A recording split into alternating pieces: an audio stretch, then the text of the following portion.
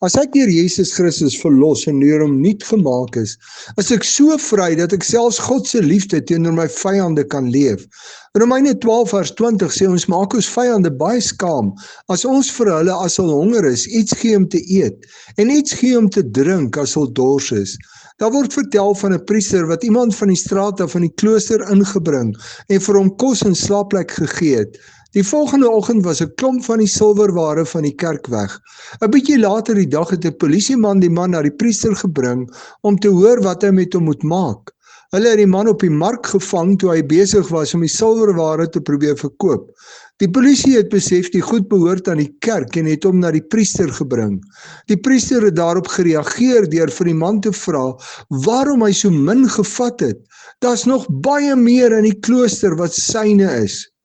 Die man wat by die klooster gesteel het, het gebreek, toe daar aan hom soveel liefde bewys word, en hy het Christus aangeneem. En dis wat die Here wil hê moet gebeur.